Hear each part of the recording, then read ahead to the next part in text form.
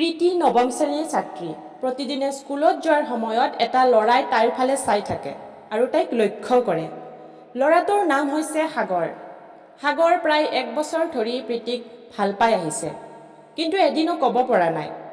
কাৰণ প্ৰীতি বহুত ধনী পৰিয়ালৰ আৰু সাগৰ হৈছে দুখীয়া পৰিয়ালৰ ল'ৰা।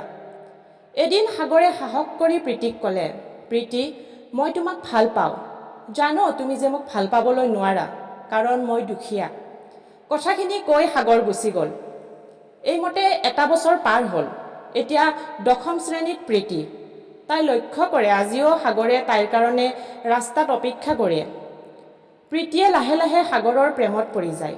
সেয়েহে তাইও তাইৰ মনৰ কথা কৈ দিলে সাগৰক। দুয়োজনে প্ৰেম কৰা আজি 2 বছৰেই হ'ল, কিন্তু এই 2 বছৰৰ মাজত দুজনে দেখাদেখি হোৱা নাই। কাৰণ প্ৰীতিক বাহিৰৰ ভাল কলেজত পঢ়িয়াবলৈ পঠাইছে দেউতাকে। কোনো কাৰো হাতত ধৰি ৰাস্তাটো যোৱা নাই। HS পৰীক্ষাৰ পিছত প্ৰীতিৰ বিয়া ঠিক হৈ যায়। কিন্তু প্ৰীতি বিয়াত ৰাজি হোৱা নাই, কাৰণ প্ৰীতি সাগৰক এৰি আৰু আন কাকো নিজৰ স্বামী হিচাপে গ্ৰহণ কৰিব নোৱাৰে।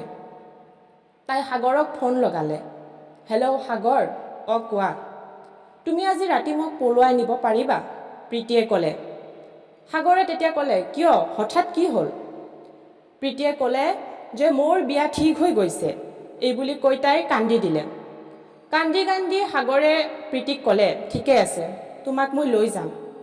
ৰাতি হোৱাত প্ৰীতিক পলুৱাই নি বিয়াৰ কাম শেষ কৰি দুয়োজনে সাগৰৰ ঘৰলৈ আহিল। এইফালে প্ৰীতিৰ পৰিয়ালৰ সকলোৱে কথাটো জানি সাগৰৰ নামত আৰু তাৰ পৰিয়ালৰ নামত পুলিচ গোচৰ কৰিলে। প্ৰীতিৰ মুখৰ কথাৰ কাৰণে কোৰ্টত কোনো অসুবিধা নহ'ল। সুমন আৰু সাগৰ লগতে তাৰ পৰিয়ালৰো। প্ৰীতিৰ দেউতাকে প্ৰীতিক উদ্দেশ্য কৰি ক'লে, আজিৰ পৰা আমাৰ কোনো ছোৱালী নাই।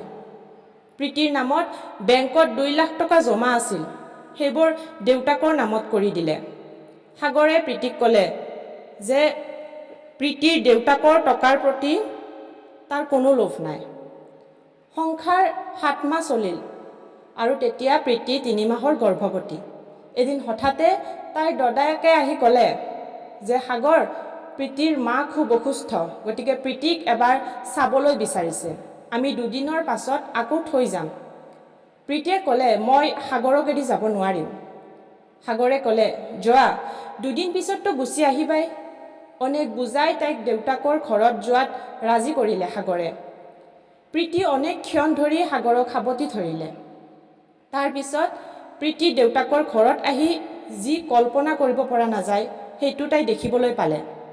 প্ৰীতিৰ দেউতাকে প্ৰীতিক জোৰ কৰি সাগৰৰ পৰা কোৰ্টৰ সহায়ত লিখাই এৰা-এৰি কৰি দিলে। জোৰ কৰি ডক্তৰৰ ওচৰত নি অজ্ঞান কৰি তাইৰ পেটৰ সন্তান নষ্ট কৰি দিলে। ডাক্তৰে তাইৰ মাক দেউতাকক ক'লে যে তাইক ৰেষ্টত ৰাখিবলৈ। আজি 2 দিন প্ৰীতি কাৰো লগত কথা হোৱা নাই, কেৱল কান্দে আৰু কান্দে।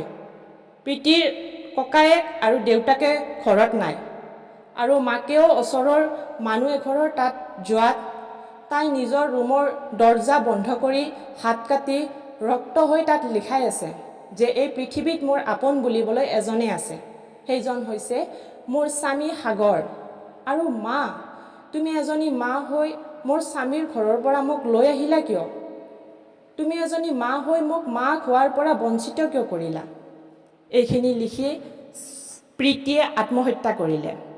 প্ৰিয় বন্ধু বান্ধৱীসকল, আজিৰ ষ্টৰিটো কেনেকুৱা পালে জনাবলৈ নাপাহৰিব। আৰু যিসকল বন্ধু বান্ধৱীয়ে এতিয়ালৈকে আমাৰ চেনেলটো ছাবস্ক্ৰাইব কৰা নাই, অনুগ্ৰহ কৰি চেনেলটো ছাবস্ক্ৰাইব কৰিব বুলি আশা কৰিলোঁ। ধন্যবাদ।